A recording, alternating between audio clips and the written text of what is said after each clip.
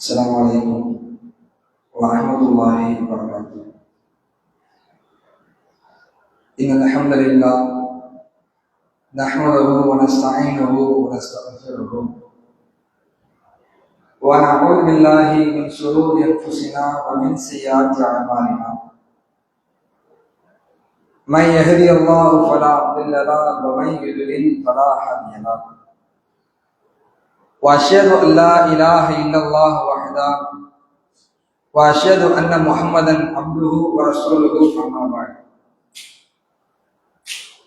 وقال نبينا صلى الله عليه وسلم كل بني آدم يخطئوا بالليل والنهار. எம்பெருமகனார் நபிகள் நாயகம் ஸல்லல்லாஹு அலைஹி வஸல்லம் அவர்கள் குறிப்பிட்டார்கள், ஆதமுடைய பிள்ளைகள் இரவிலும் தவறு செய்கிறார்கள், பகலிலும் தவறு செய்கிறார்கள் என்கிற நபிமொழி அடிப்படையில உரை நிகழ்த்துகிற நானாக இருந்தாலும் உரையினை கேட்டுக் கொண்டிருக்கிற நீங்களாக இருந்தாலும் அனைவர்களும் தவறு செய்யக்கூடியவர்கள், யாரும் தவறுக்கு அப்பாற்பட்டவர்கள் அல்ல என்பதை நினைவூட்டியவனாகும். மேலும் இந்த ஜும்மா உரையில் பேசப்படுகிற கருத்துக்கள், எச்சரிக்கைகள், அறிவுரைகள் அனைத்தும் உங்களுக்கும் எனக்கும் பொதுவானவை என்று குறிப்பிட்டவனாக என்னுடைய இந்த ஜும்மா உரையினை ஆரம்பம் செய்யும். கண்ணியத்திற்குரிய எல்லாம் வல்ல அல்லாஹ்வின் நல்லடியார்களே, சகோதர சகோதரிகளே, இந்த ஜும்மா உரையில மரணத்திற்கு முன் என்கிற தலைப்பு தேர்வு செய்யப்பட்டிருக்கிறது.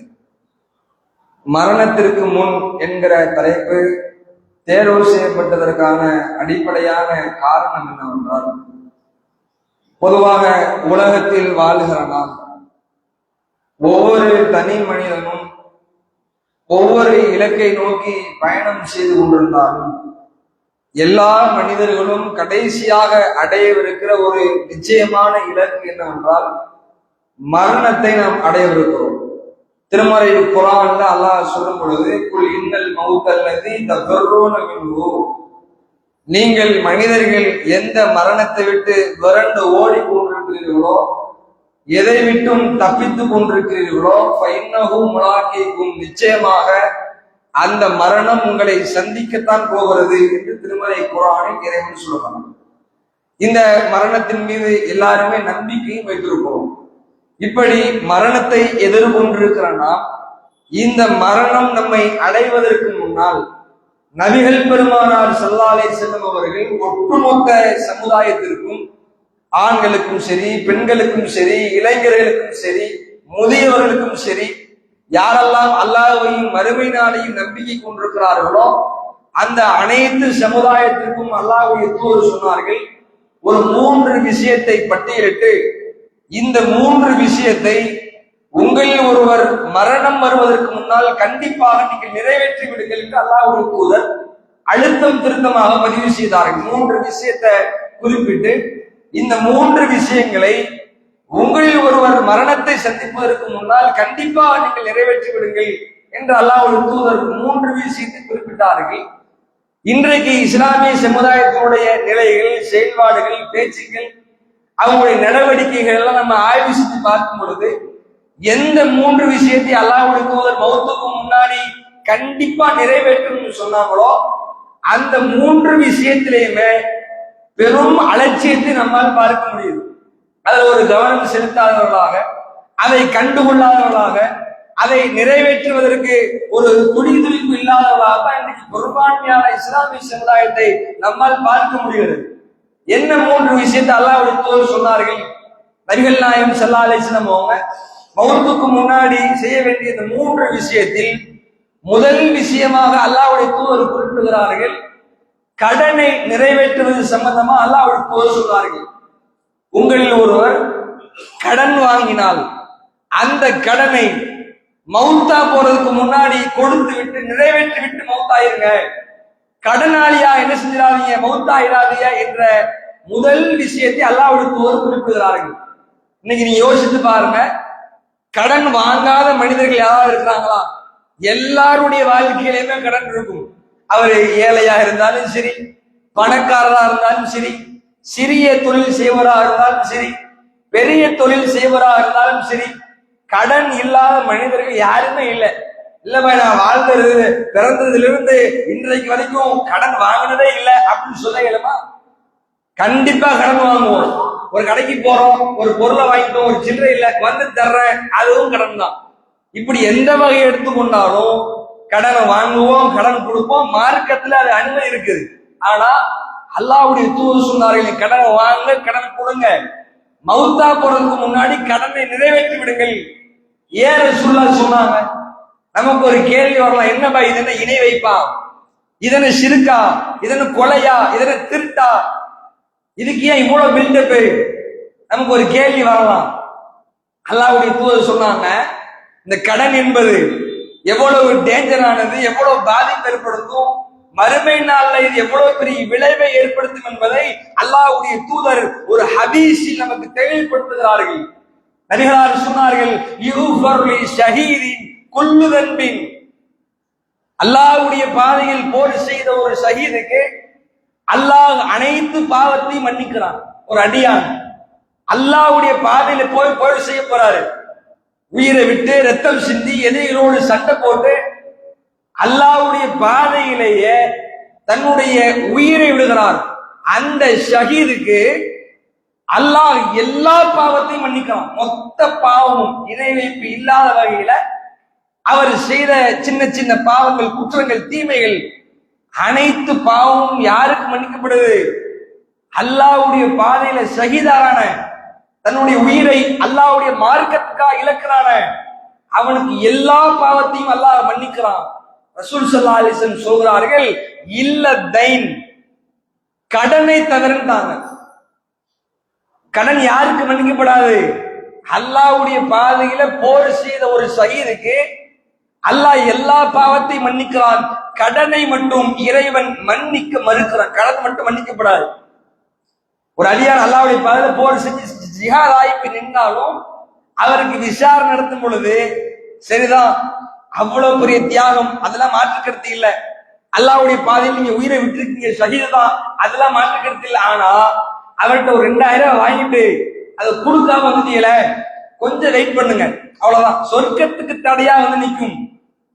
நம்ம இன்னைக்கு வாங்கிட்டு கடனை வாங்கிட்டு அலட்சியப்படுத்துறோமே, கடனை நிறைவேற்றாமல் இருக்கிறோமே, அந்த கடன் மாலை மறுமை நாளில் சொர்க்கத்திற்கு தடையாக வந்து நிற்கும். நம்ம இடத்துல நிறைய தொழுகை இருக்கலாம், நிறைய நோன்பு இருக்கலாம், நிறைய ஜகாத் இருக்கலாம், பல தடவை ஹஜ் செய்திருக்கலாம், உம்ரா செய்திருக்கலாம், சதக்காக்கள், தர்மங்கள், அர்ப்பணிப்புகள் எல்லாத்தையும் செய்திருக்கலாம். அனைத்து நன்மைதான், அல்லாஹ்வால் ஏற்றுக்கொள்ளப்படும். அதோடு சேர்த்து வாங்கிய கடனை நிறைவேற்றாமல் மௌத்தா போயிட்டோம்னா நாளை மறுமை நாளில் சொர்க்கத்துக்கு போவதற்கான வாய்ப்புகள் இருந்தும், நன்மைகள் இருந்தும், தியாகங்கள் இருந்தும், அர்ப்பணிப்புகள் இருந்தும் கடனோடு மௌத்தா போயிட்டோம்னா சொர்க்கத்திற்கு தடையாக இந்த கடன் வந்து நிற்கும். கொஞ்ச நேரம் வெயிட் பண்ண வைப்பான் அல்லாஹ். அதனாலதான் ரசூல் ஸல்லல்லாஹு அலைஹி சொன்னார்கள், மூமின்களே, முஸ்லிம்களே, மௌத்தா போறதுக்கு முன்னாடி அத்தைன், கடனை நிறைவேற்றிவிட்டு மௌத்தா போவோம், கடனாளியா மௌத்தா போயிடாதீங்க. அல்லாஹ்வுடைய தூதர் சொன்னார்கள். இன்னைக்கு இந்த செய்தியை அப்படியே நீங்க உள்ளத்துல ஆழமாக சிந்தித்து பாருங்கள், முஸ்லிம்களுடைய நடவடிக்கைகள் எடுங்கள். கடனை நிறைவேற்றுகிற விஷயத்தில் இஸ்லாமிய சமுதாயம் பேணுதலாக இருக்கிறார்களா? தொழுகையில் பேணுதலா இருக்கக்கூடியவர்கள், ஏகத்துவத்தில் பேணுதலா இருக்கக்கூடியவர்கள், தௌஹீதில் பேணுதலா இருக்கக்கூடியவர்கள், வாங்கிய கடனை நிறைவேற்றுகிற விஷயத்தில், அந்த கடனை திருப்பி கொடுக்கிற விஷயத்தில் பேணுதலா இருக்கக்கூடிய சமுதாயமா இருக்கிறாங்களா? நிறைய நபர்களை பார்த்தோம்னா கடனை வாங்கிட்டு அலட்சியப்படுத்துறது, திருப்பி செலுத்தாமல் அலட்சியப்படுத்துறது, கடனை கொடுத்தவர்களை அலைய வைப்பது. நிறைய சகோதரர்கள், சில சகோதரர்கள், சில செல்வந்தர்கள், பேரு குறிப்பிட வேண்டிய அவசியம் இல்லை, சில செல்வந்தர்கள்லாம் மக்களை வட்டியிலிருந்து காப்பாற்றணும், நிறைய மக்கள் வட்டிக்கு போறாங்களே, அல்லாஹ் தடுத்தது செய்யறாங்களே அப்படிங்கிற அடிப்படையில சில சகோதரர்கள் அவர்களாக முன்வந்து கடன் கொடுப்பார்கள். அப்படிப்பட்ட சகோதரர்கள் கூட ஒரு கட்டத்துல இதெல்லாம் சரிவிட்டு வராது பாய், எங்க தர்றாங்க, ஒவ்வொரு ஆள்கிட்டையும் 10,000 10,000 10 லட்சம் போனா 1 லட்சம் ரூபாய் காசு முடங்கிருச்சு, வாங்கி 4 மாசம் ஆச்சு, 5 மாசம் ஆச்சு, 7 மாசம் ஆச்சு, 8 மாசம் ஆச்சு, போன கடை இன்னும் திரும்பி வரல, போன் அடிச்சா எடுக்கிறது இல்ல, பதில் சொல்றது இல்ல, ரெஸ்பான்ஸ் பண்றது இல்ல, வச்சுக்கிட்டே இல்லைன்னு சொல்றாங்க. இவ்வளவு பெரிய மன உளைச்சல் தள்ளப்படுறாங்க பாரு கடனை கொடுத்தவர்கள். ஏன்பா கொடுத்தோம் அப்படிங்கிற அளவுக்கு கடனை கொடுத்தவர்கள் தள்ளப்படுறாங்க. அந்த அளவுக்கு இன்றைக்கு இஸ்லாமிய சமுதாயம் கடன் விஷயத்தில் அவ்வளவு அலட்சியமா இருக்கிறோம். அல்லாஹ்வுடைய தூதர் குறிப்பிட்டார்கள், உங்களில் நல்லவர் யார், உங்களில் சிறந்தவர் யார்? அல்லாஹ்வுடைய தூதர் சொன்னார்கள், யார் தெரியுமா உங்கள நல்லவர், உங்களில் சிறந்தவர் யார் தெரியுமா? அஹ்ஸனுக்கும் கலாஅன், வாங்கிய கடனை சரியான முறையில் நீதமான முறையில் யார் திருப்பி வழங்குகிறாரோ அவர்தான் உங்கள சிறந்தவர். ஒரு மாசத்துல தர்றபாய், அதே ஒரு மாசத்துல யாரு திருப்பி கொடுக்கிறீங்களோ அவர்கள் தான் அல்லாஹ்வுடைய தூதருடைய பார்வையில் சிறந்தவர்கள். அந்த சிறந்தவரா நான் இருக்கிறேன்னா? கடன் வாங்கிட்டு அலட்சியப்படுத்துறோம், பொய் சொல்லுகிறோம், 2 நாள்ல தந்துடுறபாய் வாங்குறோம், 2 மாசம் ஆகுது இன்னும் திருப்பி கொடுக்கல, நாளைக்கு தந்துருன்னு சொல்லி வாங்குறோம், பல நாள ஓட்டுக்கிறோம் திருப்பி கொடுக்கல. வீட்டுல இருந்துட்டு கடன் கொடுத்தவர் போன் அடிச்சா பிள்ளைகிட்ட கொடுத்து பாப்பா வீட்டுல இல்ல வெளியே போயிட்டாருன்னு சொல்லி பொய் சொல்கிறோம். இதெல்லாம் நடக்கிறா இல்லையா? இதெல்லாம் அவ்வளவுதான் அல்லாஹ்வுடைய தூதர் தன்னுடைய வாழ்நாள்ல அதிகமாக பாதுகாப்பு தேடிய விஷயத்துல கடனை விட்டு ரசூலுல்லாஹ் பாதுகாப்பு தேடினார்கள். ஒவ்வொரு தொழுகையிலும் கேட்டார்கள், அல்லாஹும்ம இன்னி அஊது பிக்க மினல் மஅஸமி வல் மஅரம். இறைவா ரப்பே, பாவம் செய்வதை விட்டும் கடனை விட்டும் எனக்கு பாதுகாப்பு தந்துரு. எல்லா நேரத்திலும் கேட்டாங்க. ஏன் ரசூலுல்லாஹ் கேட்டாங்க? சஹாபாக்கள் கேட்கிறாங்க, அல்லாஹ்வுடைய தூதரே, கடனை விட்டு இவ்வளவு அதிகமா பாதுகாப்பு தேடுறீங்களே, என்ன காரணம்? அதற்கு பெரும் பாவமா? நபிகளார் சொன்னார்கள், இன்ன ரஜுல இதா கரிம, ஒரு மனுஷன் கடன் வாங்கிட்டான் அப்படின்னா, இதா ஹத்தஸ ஃபகதப, அவன் பேசினால் பொய் பேசுவான், இதா வஅத ஃபஅஹலஃப, வாக்களித்தால் அவன் வாக்கு மீறுவான். ரெண்டுமே நடக்கும். கடனை வாங்கிட்டோம்னு வைங்க, எப்படி வாங்குவோம்? பாய் 2 மாசம் தந்துடும் பாய். ஒரு முஸ்லீம் நம்ப மாட்டீங்களா? ஒரு மூமினை நம்ப மாட்டீங்களா? உங்களோட தானங்க ஊர்ல தானங்க இத்தனை வருஷம் இருக்கிறேன், ஒரு சகோதரருக்கு உதவி செய்ய மாட்டீங்களா? 2 மாசம் தந்துடும் பாய், கரெக்டா நம்புங்க பாய், இப்படின்னு வாக்கு கொடுப்போம். 2 வருஷம் ஆகும், கடனை திருப்பி கொடுக்க மாட்டோம், வாக்கு மீறி கொண்டே இருப்போம், பொய் சொல்லுவோம், வைத்துக் கொண்டே இல்லை என்று அலட்சியப்படுத்துவோம். இதனாலதான் ரசூல் ஸல்லல்லாஹு அலைஹி வஸல்லம் அவங்க கடனை விட்டு பாதுகாப்பு தந்தாங்க. இன்னைக்கு இந்த கடன் விஷயத்தில் நிறைய மக்கள் அலட்சியமா இருக்கிறோம். உள்ளத்தில் ஆழமாக பதிவு வைத்துக் கொள்ளுங்கள், ஏழையாக மரணிப்பது பாவம் இல்லை. உலகத்துல பொருளாதாரம் இல்லாமல், பெரிய அளவில் ஆடம்பரம் இல்லாமல் எளிமையாக வாழ்ந்து மரணிப்பது குற்றம் இல்லை. ஆடம்பரத்துக்காக, பகட்டுக்காக அடுத்த இடத்துல கடன் வாங்கிட்டு அந்த கடனை கொடுக்காமல் மௌத்தா போனோம்னா உள்ளத்துல ஆழமாக வைத்துக் கொள்ளுங்கள், எவ்வளவு நன்மை இருந்தாலும் அல்லாஹ் ஒரு ஓரத்தில் நிறுத்தி வைப்பான் கடன் காரணமாக. உள்ளத்துல வைத்துக் கொள்ளுங்கள், எப்படியாவது கடனை நிறைவேற்றிட்டு மௌத்தா போயிடணும், உறுதி எடுங்க. அதுலயும் குறிப்பா இன்னைக்கு இஸ்லாமிய சமுதாயத்தை நம்ம பார்க்கிறோம், கடன் மார்க்கத்துல அனுமதி தாங்க. அப்படி அனுமதியே இருந்தாலும் இன்னைக்கு வாங்குற ஒரு 90% கடன் எதுக்கு வாங்குறாங்க? அடிப்படை தேவைக்காக வாங்கப்படுதா? இயலாமைக்காக வாங்கப்படுதா? சாப்பிடுறதுக்கு சாப்பாடே இல்லை, கடன் வாங்கினாதான் என்னால சாப்பிட முடியும், கடன் வாங்கினாதான் என் பிள்ளைக்கு பால் கொடுக்க முடியும், உணவு கொடுக்க முடியும், கல்வி கொடுக்க முடியும், அதுக்காக கடன் வாங்குற சொற்பமான நபர்கள். வீட்டுல என் கணவனுக்கு ஆபரேஷன் பண்ணணும், 1 லட்சம் ரூபாய் இருந்தாலும் ஆபரேஷன் நடக்கும், வேற வழியே இல்ல, கடன் தான் வாங்கணும், கூடுதலா வட்டிக்கு தான் கடன் கிடைக்கும், மார்க்கம் அனுமதி தந்திருக்கிற நிர்பந்தத்துல. இன்னைக்கு வாங்குற 90% கடன் நீங்க எடுத்து பாருங்க, ஆடம்பரத்துக்காக கடன். நீ கடன் வாங்கி A1 மஹால்ல 2.5 லட்சம் ரூபாய் மஹால் வாடகை கடன் வாங்கி திரும்ப நடத்துறான். அடுத்தவர்கள் பார்க்கணும் என்பதற்காக தன்னிட்ட காசு இருந்தா இல்லாட்டாலும் கடன், அதெல்லாம் பிரச்சனை இல்லை, வாங்கிக்கலாம், திருப்பி கொடுத்துருவோம். பெரிய மகால் 2 லட்சம் ரூபாய் வாடகை, பிரச்சனை இல்லை, இப்படி செய்கிறோம். பக்கத்து வீட்டுக்காரரு ஒரு 2 மாடி வீடு கட்டிட்டாரு, அவருக்கு ஈக்குவலா நானும் வீடு கட்டணும், காசு இருந்து கட்டினா பிரச்சனை இல்லை, அவர் கட்டிட்டாரு நான் கட்டணும். கடன் வாங்கியாச்சும் நான் கட்டுவேன். இப்படி செய்கிறோம். பக்கத்து வீட்டுக்காரர் ஒரு கார் வாங்கிட்டாரு, அவருக்கு ஈக்குவலா அவருக்கு போட்டிய நானும் கார்ல போகணும். எந்த காசு இல்ல, கடன் வாங்கி லோன் வாங்கி வட்டிக்கு வாங்கியாச்சும் நான் கார் வாங்குவேன்.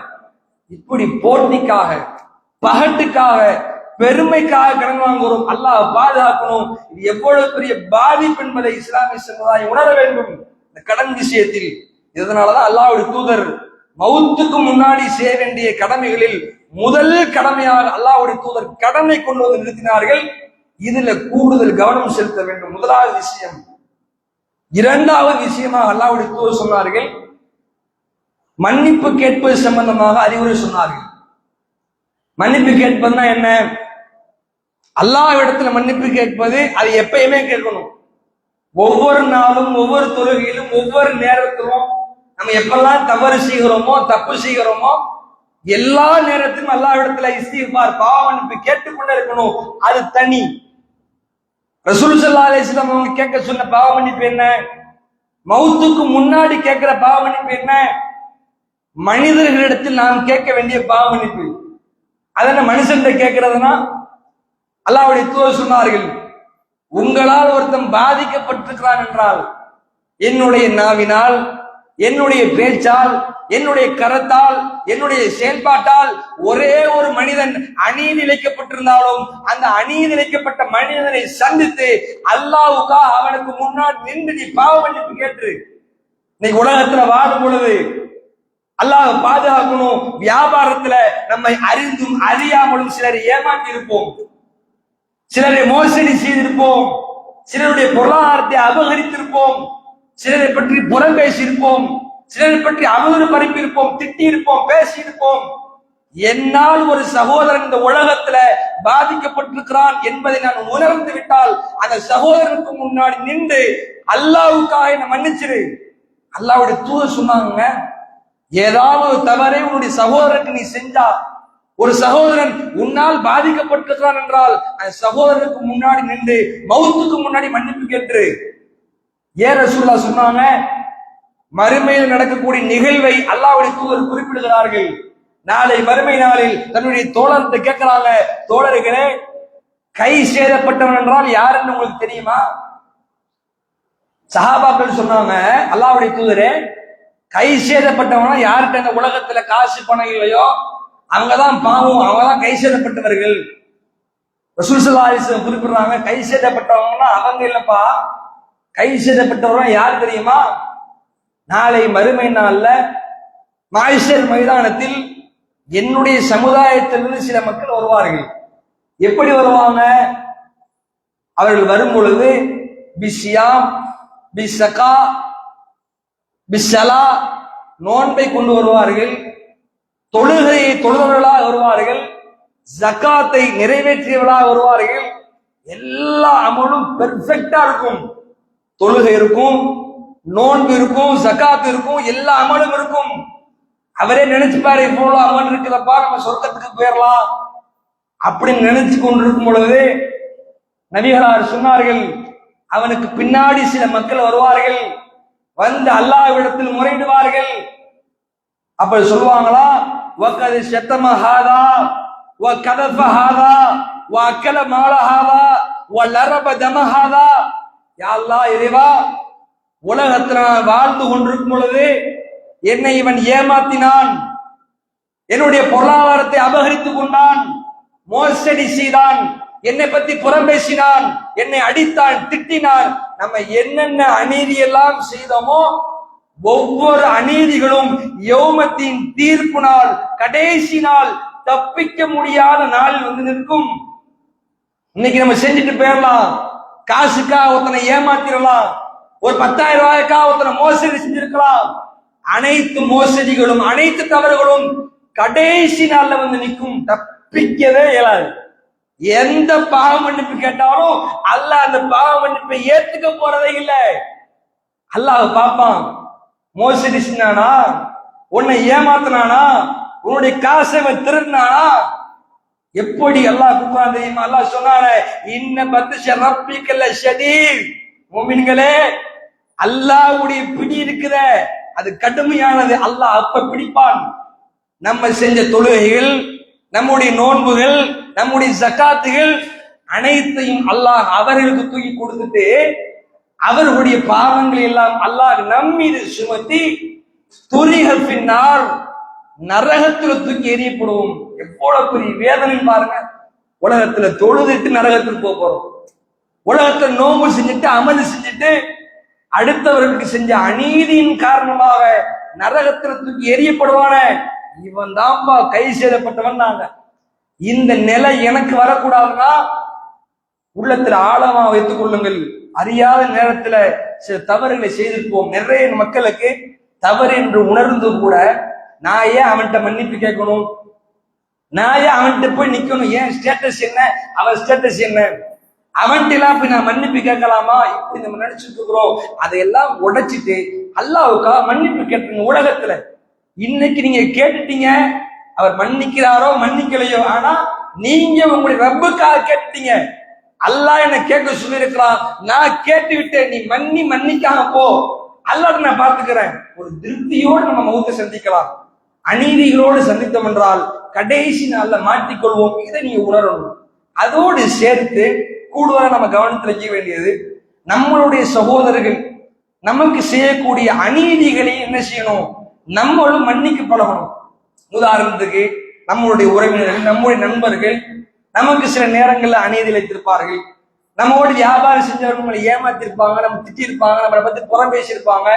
அதை நம்ம உள்ளத்துல கர்வமாக வைத்துக் கொண்டிருந்தோம் நீங்களேன், நாளை மறுமை நாள்ல நம்மளுடைய சகோதரனுக்கு நாமே எதிராக நிற்போம்.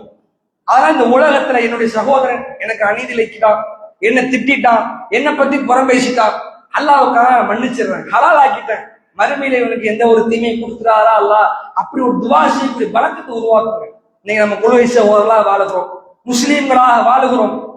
நம்மளோடு பழகியவர்கள் நமக்கு எதிராக பேசுவாங்க, நம்மளோடு பழகியவர்கள் நம்ம ஏமாற்றுவாங்க. பல்வேறு விதமான அநீதிகளை, மோசடிகளை நாம் சந்திப்போம். சந்திக்கிற நேரத்துல அல்லாஹ்வுக்காக அந்த பாவத்தை மன்னிக்கவும் நீ பழகுங்க. எல்லா விஷயத்திலும் நம்ம முன்மாதிரியாக எடுக்கிறோம் அல்லாஹ்வுடைய தூதரை. அந்த தூதர் இடத்துல ஆக சிறந்த ஒரு முன்மாதிரி என்ன தெரியுமா, நபிகள் நாயகம் ஸல்லல்லாஹு அலைஹி வஸல்லம் அவங்க தனக்கு ஏதாவது ஒரு துரோகம் இழைத்தால், அநீதி இழைத்தால் அதை அல்லாஹ்வுடைய தூதர் மன்னித்தார்கள். எந்த அளவுக்கு தெரியுமா, அதிகமா நீங்க கேள்விப்பட்டிருப்பீர்கள். நபிகள் நாயகம் ஸல்லல்லாஹு அலைஹி வஸல்லம் காலத்துல அப்துல்லாஹ் இப்னு உபை முனாஃபிக்குடைய தலைவன், சாதாரண ஒரு ஆளே இல்லை. எந்த அளவுக்குனா அல்லாஹ்வுடைய தூதரை கொலை செய்வதற்கு துடித்த ஒரு நபர். ரசூலுல்லாஹ்வுடைய பிரச்சாரத்துக்கு எதிராக முகமதுக்கு நீங்கள் உதவி செய்யாதீர்கள், முகமதுக்கு நீங்கள் காசு பணம் கொடுக்காதீர்கள், முகமதோடு நீங்கள் உறவாடாதீர்கள் என்று அல்லாஹ்வுடைய தூதருக்கு எதிராக ஆக பெரும் களங்கம் செய்த ஒருத்தன். அவன் ஒரு கட்டத்துல மௌத்தா போய் நிற்கும் பொழுது அப்துல்லாஹ் இப்னு உபை அவருடைய மகன் ரசூலுல்லாஹ்ட்ட வந்து அழுகிறாரு. அவருடைய முகத்துல அப்படியே கண்ணீர் ஓடுகிறது. யா ரசூலுல்லாஹ், அல்லாஹ்வுடைய தூதரே, என்னுடைய தகப்பனார் மௌத்தா போயிட்டாரு. அல்லாஹ்வுடைய தூதர்ட்ட அழுது புலம்பி, அல்லாஹ்வுடைய தூதரே, என்னுடைய தகப்பனாருக்கா நீங்க தொழுக வைக்க வாங்க. எப்படிப்பட்ட ஒரு பாருங்க, ரசூலுல்லாஹ்வை கொல்ல நினைத்தவர், இப்படியா ரசூலுல்லாஹ்வை கொன்றலாமா திட்டம் தீட்டிய ஒரு நபர். அவர் மௌத்தா போய் நிற்கும் பொழுது அவர் மகன் அழுது வந்து நிக்கிறார், ரசூலுல்லாஹ்வே நீங்க வந்து தொழுக வச்சிருங்க. ஏன், அல்லாஹ்வுடைய தூதர் பிரார்த்தனை செஞ்சுட்டாங்கன்னா, தொழுக வச்சுட்டாங்கன்னா அவருக்கு ஒரு மன்னிப்பு கிடைச்சிடாதா? அந்த அடிப்படையில் நிற்கும் பொழுது ரசூலுல்லாஹ்வுடைய ஹுல்க் நீங்க பாருங்க. இன்னைக்கு நம்முடைய சகோதரர்கள் செய்த சின்ன சின்ன அநீதிகள் கூட மன்னிக்கிறதுக்கு அவ்வளவு யோசிக்கிறோம், பரம்பரையாக பகமை பாராட்டுகிறோம். அல்லாஹ்வுடைய தூதரை கொல்ல நினைத்தவன் மௌத்தா போய் கிடக்கும் பொழுது எந்த ஒரு குரோதமும் இல்லாமல், அதை பற்றி ஒரு சிந்தனை கூட இல்லாமல் அவர் அழுது கூப்பிட்ட உடனேயே அல்லாஹ்வுடைய தூதர் அவருக்காக வேண்டி தொழுகளிக்கிறதுக்காக எந்திரிக்கிறாங்க. உமர் ரலியல்லாஹு அவர்கள் ரோஷப்படுகிறார்கள், அல்லாஹ்வுடைய தூதரே யாருக்கு தொழுக வைக்க போகிறீர்கள்? வகதாலிக வகதா வகதா வகதா, அல்லாஹ்வுடைய தூதரே மறந்துட்டீங்களா? அவன் இந்த நேரத்துல இன்னென்ன பாவங்கள் எல்லாம் செய்யலையா, இந்தந்த அநீதிகள் எல்லாம் செய்யலையா? எவ்வளவு துரோகங்கள், எவ்வளவு பாவங்கள், எவ்வளவு அநீதிகள், யாருக்கு தொழுக வைக்க போறீங்க? அல்லாஹ்வுடைய தூதரை தடுத்து நிறுத்துகிறார் உமர் ரலியல்லாஹு அவர்கள். ஒவ்வொன்னா சொல்லி காட்டுறாங்க. ரசூலுல்லாஹ் எப்படியாச்சும் மாத்திரணும், தொழுகைக்கு விட்டுறக்கூடாது. ஒரு இடத்துல நம்ம கூட இந்த சிந்தனை வந்துடும். அவனுக்கு உதவி செய்யலாம்னு நினைக்கும் பொழுது ஒருத்த வந்து பக்கத்துல சொல்லுவான், அவனுக்கான உதவி செய்ய போற, உன்னை எவ்வளவு பாவம் இருக்கான், எவ்வளவு அடிச்சிருக்கான், எவ்வளவு திட்டிருக்கிறான் சொன்னவன அப்படியே திரும்பி வந்துருவோம். எல்லா விஷயத்தையும் கேட்கிறாங்க. உமர் ரலியல்லாஹு சொல்ல சொல்ல சொல்ல அனைத்தையும் கேட்டுட்டு அந்த உத்தம தூதர் ரசூலுல்லாஹ் அல்லாஹ்வுடைய தூதர் சிரிக்கிறார்கள். சிரிச்சுட்டு அஹீர் அன்னியா உமர் ரலியல்லாஹு அவர்களை தள்ளிட்டு அல்லாஹ்வுடைய தூதர் தொழுகைக்கிறதுக்காக போறாங்க. அல்லாஹ் வசனத்தை இறக்கிட்டான். யாருக்கு தொழு வைக்க போறீங்க? அவன் முனாஃபிக், அவன் நயவஞ்சகன், அவனுக்கு தொழு வைக்க போறீங்களா? தொழு வைக்காதீங்க. நீ எவ்வளவு பாவம் மன்னிப்பு கேட்டாலும் அவனுடைய பாவம் மன்னிக்கப்படாது. வசனத்தை பார்த்த உடனே ரசூலுல்லாஹ் பின்வாங்கிட்டாங்க. அதுக்கு முன்னாடி வரைக்கும் யோசித்து பாருங்க. அல்லாஹ் தடுப்பதற்கு முன்னாடி வரைக்கும் ரசூலுல்லாஹ்வுடைய நிலையை பாருங்க. ஒரு முனாஃபிக்கை அல்லாஹ்வுடைய தூதர் மன்னித்தார்கள். மன்னிப்புனா சாதாரண மன்னிப்பு இல்ல, அவனுக்காக வேண்டி ஜனாசா தொழுகை வைத்து அவனுடைய ஆகிரத்துக்காக வேண்டி மன்னிப்பு தேட போனாங்க ரசூலுல்லாஹ். இன்னைக்கு சொந்த சகோதரனை மன்னிப்பதற்கு தயங்குகிறோம். ஒன்னா பழகிய அண்ணன் தம்பியை மன்னிப்பதற்கு பழகிறோம். கொள்கை சகோதரோடு முரண்பட்டு நிற்கிறோம். யோசித்து பாருங்க சகோதரனே, அல்லாஹ்வுடைய தூதரத்துல முன்மாதிரி இருக்கிறது. மறுமையுடைய வாழ்க்கைக்காக வேண்டி அல்லாஹ்வுடைய தூதர் மன்னிப்பு தேடினார்கள். ஒரு சகோதரனுடைய முனாஃபிக்கினுடைய பாவத்தை மன்னித்தார்கள். இன்னைக்கு அந்த பாவ மன்னிப்பு நம்முடைய உள்ளத்துல வருவதற்கு யோசிக்கிறோம். காலங்காலமா பகை, 2 வருஷம் ஆச்சு, 3 வருஷம், 4 வருஷம், 5 வருஷம் பேசாமல் இருக்கிறோம், பழகாமல் இருக்கிறோம். என்ன காரணம்? என்ன திட்டான், அதுக்கு சண்டை. என்ன பேசிட்டான், அதுக்கு சண்டை. கல்யாணத்துக்கு என்ன கூப்பிடல, அதுக்கு சண்டை. இப்படி நம்ம சண்டை போட்டு பகையை பாராட்டுகிறோம், மன்னிப்பதற்கு தயங்குகிறோம். இதோ அல்லாஹ்வுடைய தூதரிடத்தில் அழகிய முன்மாதிரி இருக்கிறது. ரசூலுல்லாஹ் மன்னிப்பு கேட்டார்கள்.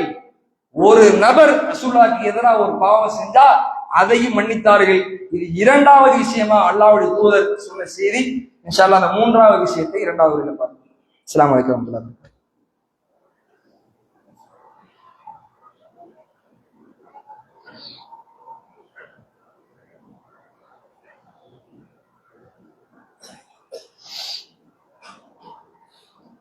அஸ்ஸலாமு அலைக்கும் வரஹ்மத்துல்லாஹி வபரகாத்துஹு. கண்ணியத்திற்குரிய எல்லாம் வல்ல அல்லாஹ்வின் நல்லடியார்களே, சகோதர சகோதரிகளே, தாய்மார்களே, சென்ற உரையில் மரணத்திற்கு முன்பாக செய்ய வேண்டிய மிக முக்கியமான 2 விஷயங்களை நாம் பார்த்தோம். அதனுடைய தொடர்ச்சியாக 3வது விஷயமாக அல்லாஹ்வுடைய தூதர் ஒரு விஷயத்தை குறிப்பிட்டார்கள். பொதுவாக அந்த விஷயத்தை பொறுத்தளவுக்கு நிறைய முஸ்லிம்களுக்கு அது சார்ந்த ஒரு பெரிய சிந்தனை அற்றவர்களாகத்தான் நிறைய முஸ்லிம்கள் இருக்கிறாங்க. இன்னும் சில பகுதிகளில் அது சம்பந்தமான எந்த ஒரு தெளிவும் இல்லாதவங்க இருக்கிறாங்க. அல்லாஹ்வுடைய தூதர் மௌத்துக்கு முன்னாடி நிறைவேற்ற வேண்டிய 3வது விஷயமாக ஒரு விஷயத்தை குறிப்பிட்டார்கள். வசியத் தொடர்பான ஒரு விஷயம். பொதுவா நீங்க அந்த வசியத்து சம்பந்தமா என்ன கருத்து அப்படின்னா, ரொம்ப சின்ன ஒரு மேட்டர் தான். உதாரணத்துக்கு சொல்வதாக இருந்தால், இப்ப நான் இருக்கிறேன்னு வைங்களேன், என்னுடைய மௌத்துக்கு பின்பாக நான் மௌத்தா போயிட்டேன் அப்படின்னா, என்னுடைய மரணத்திற்கு பின்பாக என்னுடைய சொத்துக்கள் என்னுடைய மனைவிக்கு, என்னுடைய பிள்ளைகளுக்கு, என்னுடைய தாய் தகப்பன்மாருக்கு, சகோதரர்களுக்கு சொத்துல பங்குதாரர்கள் என்ற அடிப்படையில அவர்களுக்கு அந்த சொத்து இஸ்லாமிய அரசாங்கத்தால, ஜமாத் நிர்வாகத்தால பிரித்து கொடுக்கப்படும். நம்ம மௌத்தா போயிட்டோம்னா யாருக்கெல்லாம் சொத்துல பங்கு இருக்கு, பிள்ளைகளுக்கு, மனைவிக்கு, தாய்க்கு, இவர்களுக்கு அந்த இஸ்லாமிய அரசாங்கம் என்ன செஞ்சிருவாங்க, மார்க்க அடிப்படையில பிரிச்சு கொடுத்துருவாங்க. இந்த வசியத் அப்படின்னா என்னன்னா, சொத்துல பங்கு இல்லாத ஒரு நபருக்கோ, ஒரு ஜமாத்தாருக்கோ, ஒரு நன்மையான காரியத்துக்கோ எழுதி வைத்துட்டு போவதுதான் வசியத். உதாரணத்துக்கு நான் இருக்கிறேன்னு வைங்களேன், என்னோடு என்னுடைய நண்பர் சின்ன வயசுல இருந்து என்னுடைய வியாபாரத்துல, என்னுடைய கொடுக்கல் வாங்கல்ல, என்னுடைய இயலாமையில, நோய் ஏற்பட்டால் எல்லா விஷயத்தையும் என்னுடைய நண்பர் தான் எனக்கு பக்கபலமா இருந்திருக்கிறாரு. என்கிட்ட நிறைய சொத்து இருக்குது. இப்ப நான் என்ன ஆசைப்படுறேன், நம்மளோட ஒன்னா இருந்தவர், நம்மளோட வியாபாரத்துல உதவியரு, நம்மளோட எல்லா இன்ப துன்பத்திலையும் ஒன்னா இருந்தவர், என்னுடைய மௌத்துக்கு பின்னாடி என்னுடைய நண்பருக்கு ஒரு தொகை போகணும், நிறைய சொத்து இருக்குது, அவருக்கு ஒரு 20 லட்சம் ரூபாய் போகணும் அப்படின்னு ஆசைப்படுறேன்னு வைங்களேன். மௌத்துக்கு முன்னாடியே எழுதி வைத்து விட்டு, என்னுடைய நண்பர் இவருக்கு நான் மௌத்தா போயிட்டேன் அப்படின்னா என்னுடைய சொத்துல இருந்து ஒரு 20 லட்சம் ரூபாய் நீங்க கொடுத்துருங்க, ஒரு 10 லட்சம் ரூபாய் கொடுத்துருங்க, அந்த இடத்தை கொடுத்துருங்க அப்படின்னு சொல்லி முன்கூட்டி என்னது மௌத்துக்கு முன்னாடி எழுதி வை சொத்துல குறிப்பிட்ட ஒரு தொகை தான், முழு தொகையை கொடுக்க முடியாது, சொத்துல ஒரு குறிப்பிட்ட தொகையை வசியத்தாக நம்ம எழுதி வைத்து விட்டு போவதுதான் என்னது இந்த வசியத். இன்னைக்கு இந்த வசியத் என்பது பெரும்பான்மையான முஸ்லிம்கள் இதை செய்வதும் இல்லை. ஆனா நிறைய பேர் ஆசைப்படுவாங்க, இவ்வளவு சொத்து இருக்குது அவருக்கு போட்டுலாம் நினைக்கிறேங்க அப்படின்னு ஒரு நினைப்பெல்லாம் இருக்கும். இந்த மாதிரியான ஒரு செட்டப்ல ரசூல் ஸல்லல்லாஹு அலைஹி வஸல்லம் ஏற்படுத்திய இந்த வழிமுறையின் பிரகாரம் இந்த எழுத்துமான அடிப்படையில வசியத் செய்வதே இல்லை. இதை என்ன செய்யணும், பிறருக்கு செய்ய வேணும்ங்கிற எண்ணம் இருந்தால் அதை முன்கூட்டி என்ன செய்யணும், எழுதி வைத்து விட்டு போகணும். அதுல என்ன சில இடத்துல பார்த்தோம்னா பாப்பா செல்வந்தரா இருப்பாரு, பிள்ளைகள் அந்த வசியத்து விஷயத்துல விளங்கி வச்சிருப்பாங்க. ஆனால் என்ன அவர்கிட்ட போய் கேட்கலாம் மாட்டாங்க. கேட்டுட்டு அவர் ஏதாவது சொல்லிட்டாருன்னா அந்த சொத்துல இருந்து அவருக்கு ஒரு தொகை போயிடும், ஜமாத்துக்கு கொடுத்துருங்க, இந்த பள்ளிவாசலுக்கு கொடுத்துருங்க அப்படின்னு ஏதாவது அவரு சொல்லி அது பேரு தேவையில்லாத ரொம்ப போயிடும். இதனாலே சில பேர் செய்யறதுல இந்த வசியத் செய்து போறதே இல்லை. ஆனா அல்லாஹ்வுடைய தூதர் இந்த வசியத் செய்வதை கடமையாக ஆக்கியிருக்கிறார்கள். இந்த எண்ணம் யாருக்கு இருக்குதோ, செல்வந்தராக இருக்கக்கூடியவர்கள், பொருளாதாரத்துல அல்லாஹ் செழிப்பா ஆக்கியவர்கள், அவர்களுக்கென்று ஒரு நியத்து இருக்கும். இந்த இடத்துக்கு கொடுக்கணும், இந்த பள்ளிவாசல் கொடுக்கணும், இந்த ஏழைகளுக்கு நான் கொடுக்கணும் அப்படின்னு ஒரு நியத்து இருக்குமே. ஆனால் மௌத்துக்கு முன்பாகவே எழுதி வைத்து விட்டு போவதுதான் என்னது இந்த வசியத்துங்கிற முறை. இதையும் ரசூல் ஸல்லல்லாஹு அலைஹி வஸல்லம் அவங்க மௌத்துக்கு முன்னாடி செய்ய வேண்டிய காரியங்களாக அல்லாஹ்வுடைய தூதர் செய்தார்கள். இந்த 3 விஷயம் மௌத்துக்கு முன்னாடி கடனை அடைத்து விட்டு மரணிப்பது, நம்ம யாராவது அநீதிகள் துரோகங்கள் எதையாவது செய்திருந்தால் அவர்களுக்கு முன்பாக இருந்து மன்னிப்பு கேட்பது, இறுதியாக வசியத் செய்வது, 3 விஷயத்தையும் மௌத்துக்கு முன்னாடி செய்ய வேண்டிய கடமைகளாக அல்லாஹ்வுடைய குறிப்பிட்டிருக்கிறார்கள். இந்த கடமையான விஷயத்திலும் கூடுதல் கவனம் செலுத்தக்கூடிய மக்களாக வல்ல இறைவன் நம் அனைவர்களையும் ஆக்கி அருள் புரிவானாக. வாஹிரதவானா அல்ஹம்துலில்லாஹி ரப்பில் ஆலமீன். அஸ்ஸலாமு அலைக்கும் வரஹ்மத்துல்லாஹி வபரகாத்துஹு.